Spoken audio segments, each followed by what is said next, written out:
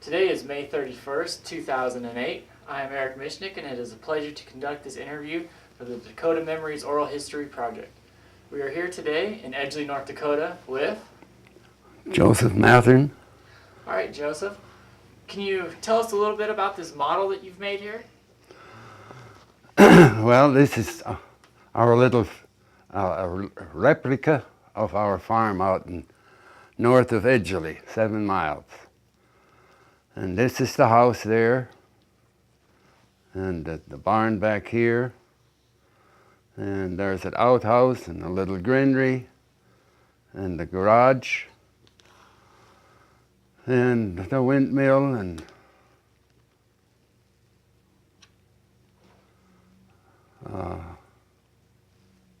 golly, I don't know. All right. Could you tell us a little bit about the house that you grew up in? Well, this isn't the house I grew up in. At home, I grew up over at Strasburg. Okay. See, that's about 80 miles from here. But at that house, everything is gone. So, Okay. What was it like when you were still living in it as a child? well, at that time, we farmed with horses. And of course, we had an old two-bottom Fortson tractor on logs yet, and with the horses. And we farmed about 500 acres. And it took quite a while to get all that in, you know, but you had to make hay and we had all our food raised on the farm, you know, except the only expenses we had was for the kerosene light. Get some kerosene fuel and a few coal for the winter, and the rest was kindling wood and corn cobs and manure chips, but we got along, and I think at that time the children had more respect for the parents, and I think they were happier than they are now. So. All right. You mentioned that you raised all of your food on the farm.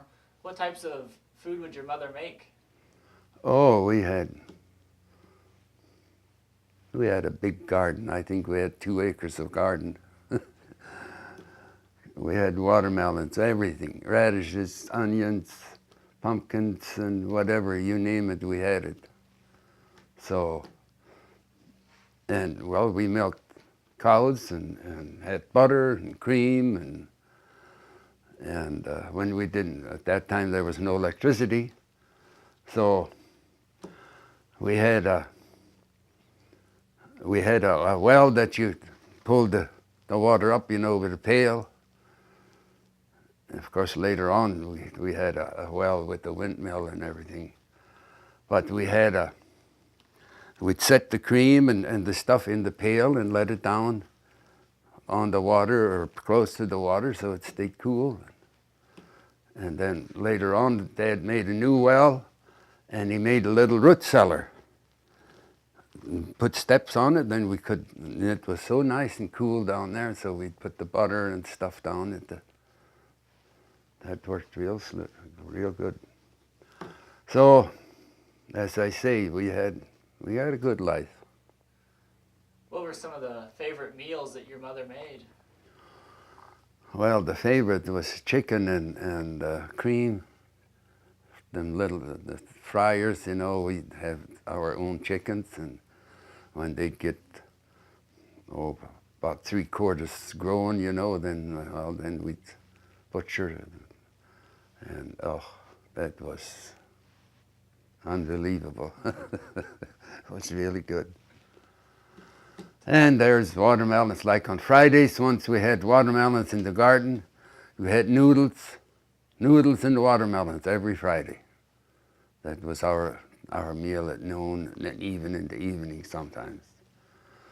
And, well, every vegetable soup and noodle soup and whatever she was a real good. Of course, I don't know if I should go back, and my dad was married 3 times.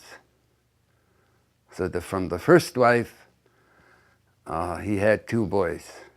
My older brother, he's up at the manor too, right the next room to us. And then he had a brother. So then she died. She was 22 years old.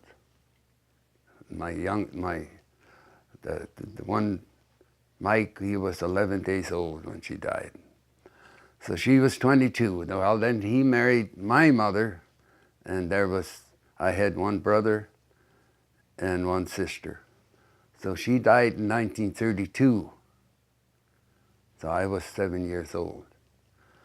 So then he remarried again, and they had 1 girl, and so I got a half sister and 2 half brothers. Same dad, but a different mother. So anyway, my mother, she, as I say, she died when I was 7 years old. So I don't know what I was going to say now, but we moved. We was on the farm with the folks. I think I was 21 years old. Or no, not even that. Me and my wife, we lived only 3 miles apart, and it took me 18 years to find her. So anyway, so I don't think I think the folks moved to Aberdeen in 1943. So I was let's see, 24. Yeah, I was about 22. Yeah, when they moved to town.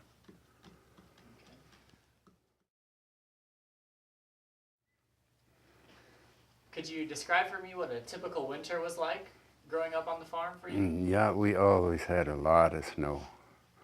We always had a lot of snow. In the winter, in the fall, when the first snow fell, first storm, then the car was jacked up, and then we used the sled and the horses. And Dad would go to town maybe once a week, take the sled, the cream and the eggs and stuff, take it along in and get groceries. And of course, in the fall, we'd get maybe a couple ton of coal for the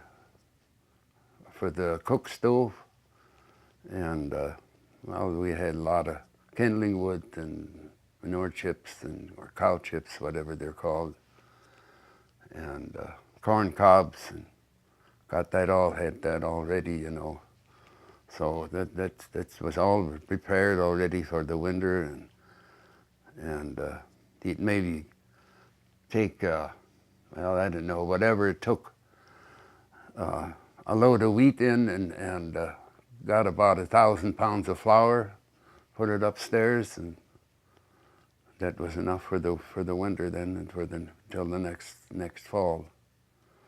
So that's. But for hauling hay, the wintertime, you had to. The way we had the haystacks, we had maybe 4 pretty big haystacks, but the day before you wanted to haul some hay we shoveled and got a track with the wagon to the hay, and so the next day we'd fill the hay loft full, and that would last about a week. Then every week we'd have to do that. And there was no farm hands, or you just had to use your muscles. So it was tough. But we got through it. So. How would you pass the time in the winter when you weren't out working? Well, Oh, sometimes my dad, he made stuff like I did too. He built an altar, and he worked a couple of winters on it, just in the winter time. And there was, I didn't know how many thousands of pieces was on there. And so he'd cut them, and me and my brother, we'd have to sand them. He'd give us some sandpaper, and we'd have to sand them. We broke quite a few of them too. But he got it done, and that altar is in a little church over at Berlin, south of Berlin. So that's really nice. But he worked, as I say, he worked 2 years on it. Got the pattern from Germany, someplace. I don't know where he got the address from, but anyway, he only had 7 fingers on the right hand. These 2 were missing, and this one here on the left hand. He had a shotgun accident. Shotgun went off and shot his fingers off. So, but he was a good man, but a tough man. With 3 losing, well, all 3 women died before he did, so he was, to lose the first one 22 and the second one 32. Now the last one, she was 70, in the 70s. But it's the way it is. All right. Could you describe a typical spring for us? Well, we had some nice ones and we had some bad ones. Some not so nice. And them depression years, in 35, 36, I can still remember and see it, that one day was so darn hot, and then the grasshoppers, you couldn't hardly see the sun on account of grasshoppers. It's unbelievable. But it was there. Grasshoppers and the gophers and whatever. Heat and no rain, and so we had tough times. What was a typical summer like for you? No, the same there, It was so darn hot. There was no fans, you come in from the field, the house was even hotter because they had the cook stove in there. Holy smokes. Then at night, we slept upstairs. Oh, that was so darn hot. We'd take the mattress sometimes and throw it in front of a window, but there was no air, hardly. But we made it through. In the wintertime, there was no stove upstairs, We just had a register on the floor, and the little heat that come up during the day. In the morning, you could frost. We'd hurry up and get our shoes and run downstairs. And of course, downstairs was cold too, because the stove would go out during the night. But got it through. All right. Yeah. What was a typical fall like for you then? Well, the fall, you had to get ready, get the hay home and the straw home, and get the field work done, and then we played a lot of cards, in the wintertime. So we had go to the neighbors at night sometimes, and now when we got older, then we'd tomcat around.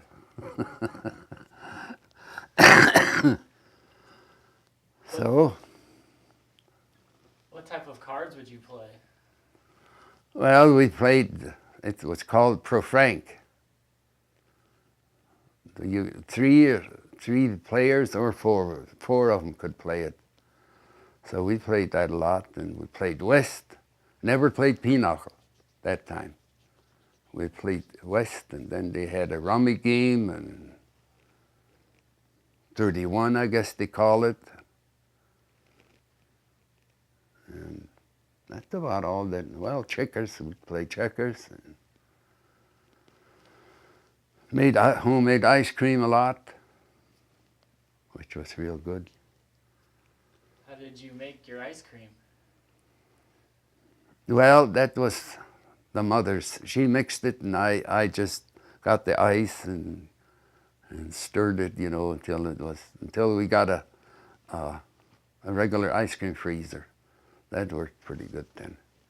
But before that, we just turned the can back and forth like this.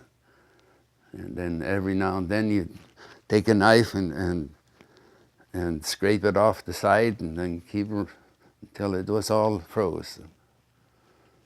So, but when we got the regular ice cream freezer, then it worked.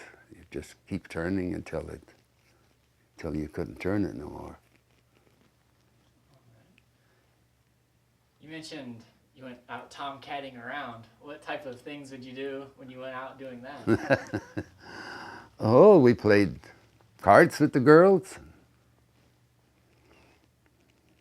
Had a lot of fun that way. But smoked.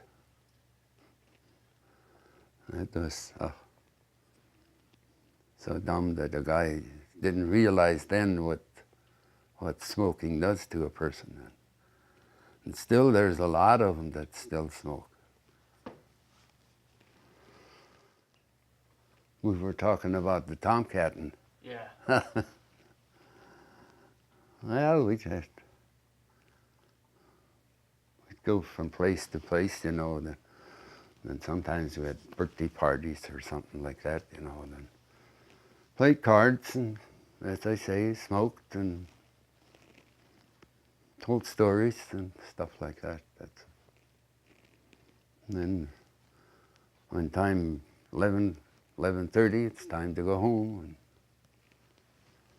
so, and once we still used the ponies, you know, to ride to the neighbors. But later on, well, in the spring and the summer, then we'd once in a while get the car from the folks and use the folks' car.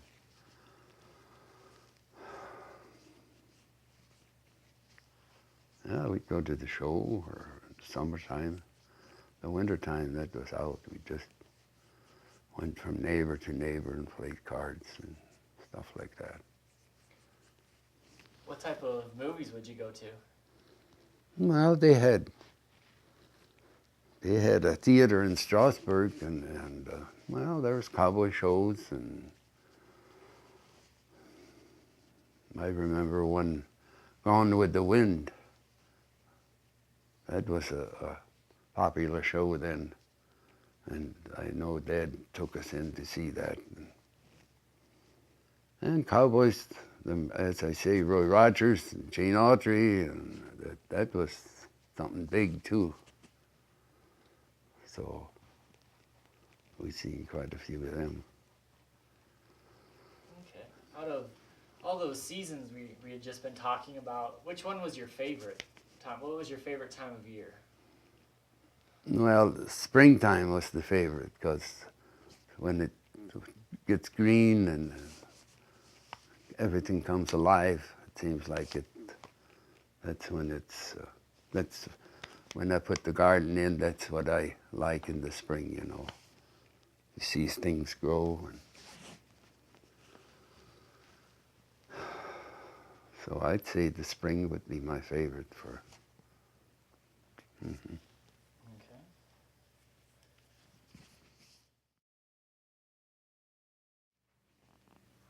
Okay, Joseph, what model are we looking at here? Well, that's a horse-drawn mower. Well, we had a John Deere mower. In fact, we had two of them. My dad had one, or run one, and I followed him with so we'd mow with two mowers, go out in the sloughs, you know, and cut what grass we could. And so we'd cut it one day, and then the next day, maybe in the afternoon, we'd come with the rake and rake it. But we'd maybe even cut 2 days with the 2 mowers. And that pretty well finished the sloughs. And then of course, we started raking. I started raking then after maybe a day or a day and a half after we got done mowing. And then then we, as I say, we got the rake, and so that's all about the mower. Would you like to describe how it was used? Well, see, it was ground driven. It had gears and a pitman, and where the sickle, you know, it kept going back and forth. And well, this was down, you know, so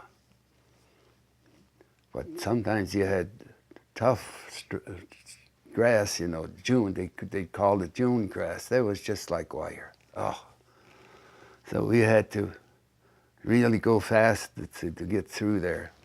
And sometimes the pitman would break or whatever. But if something broke, you had to go home and fix it and go out again until you had it done. So.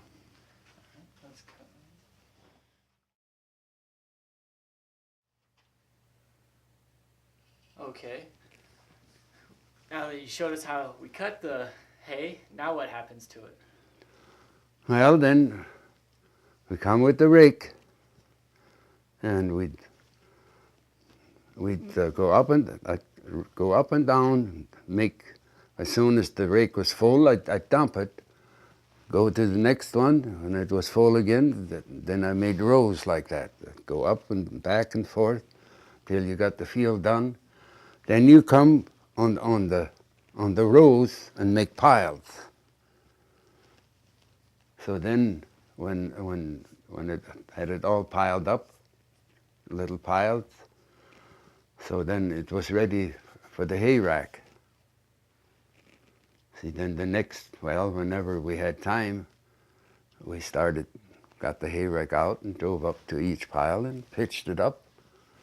And there's maybe John and my brother John and Mike, and when the box got full, then I had to go up and tromp it in, and then they'd keep pitching up until we had a load. So that's about all in the raking. Once you got it raked, well, then you were done with it, with the rake. So you come with the fork and you cleaned it up and threw it on the rack.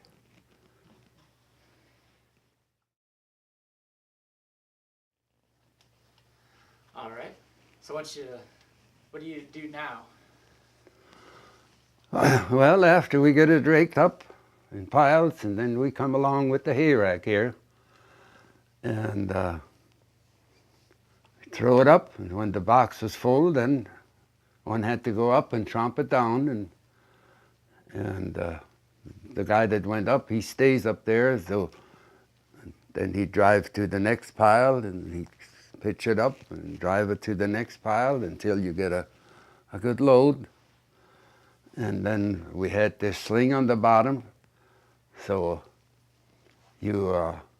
when you got home, you backed up to the stack, and then there was a cable that you hooked onto the sling in the front. And there's this post here. You stuck into the stack. See, then it held it. Otherwise, if you wouldn't have put this in, it would pull the sling out, and the hay would still be on there. So this would hold it, so then it would roll the hay back on the stack. And well, then when it was rolled up there, then Dad or somebody we'd level it off at home, and the other guys went out to get some more hay. And So sometimes they hauled 6, 7 loads a day, and but it was work. It was work. And then in them bad years, in Depression, there was nothing that grew, so we rented some thistles, where the thistles grew, and they were, and when they got dry, I bawled many a times. Because they'd fill it up, and then, okay, Joe, get up there and chomp it down. And them thistles, you'd step in and you'd go down all the way. But made it through. Had to. So that's what. And for the straw, we used the header box, and sometimes the rack too in the fall. After headering. But most of the time, this was used for hay racks, or for hay, and even to haul it up in the barn. Then we didn't use the sling. Of course, after we were married, we had a barn. See, the barn there, you could put a sling on, and that's what I did. Put a sling on and then drive by, and then there's a roller with a rope. You could pull it out and come down and hook it onto the sling, and that would double the sling up, so you hooked it in the back and on the front. And that would pull it up, and you'd release it, and it would roll in. Yeah, that worked slick.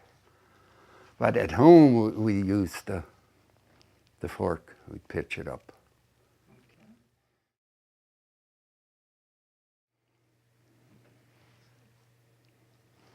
Okay, this is the header where they cut the grain, and when you were cutting it went up on the elevator to the header box, and when the header box was full, which was usually dependent on how thick the grain was, usually you could make a round, a full round, until the box was good and full. And sometimes they had hail, then the heads were hanging down too far, then we had to cut so much straw. Then we had to cut the field in half. So one box would go this way and the other one this way. So then we'd divide it up, and that made the box a good load for each half round. And then they'd make a stack right in the middle, of the field. And so this box, when it come around, the stack was here. This other one come around and unloaded in the same stack. So when the stack was done, they made 2 stacks pretty close to each other, just so they could pull the thrashing machine in between. And when they thrashed it, then they could throw one this way and the other one that way. So that's the way this works. So, but it was tough. I run the header box when I was the driver there. I maybe was 9, 10 years old. Then sometimes you'd go a little bit too fast. Then the wheat, the elevator I'd be way up ahead, and then it would fall on the ground, and oh boy, then I got her. So pretty soon you learned, Well, then when I got older, then Dad says, okay, you're on the header now. So once you got used to it, it was easy. Then one time, in 1940, Dad bought a Moline tractor, and then we put a hitch on the header, and Dad run the tractor, and I was back there. Well, then we still had the header box, and when it got to the end, sometimes he'd put the brake on the tractor, and then, boy, it swung me in the back. But I never flew off, but it was close. But that's the way the header worked, you know. At noon and in the mornings, why, we'd have to oil everything. And had gears in here. And so and the reel here. But that was all handled from the back there, the reel, and you could put it up or down, and the same with this, you could raise it up and down. So I run it about 5 or 6 years. So, I don't know, and then the thrashing machine, of course, we had one of our own. We'd go out and do custom thrashing, but I didn't build no thrashing machine, so. All right. Well, thank you very much for showing us all of your great models and for telling us your stories today. Thank you. Thank you.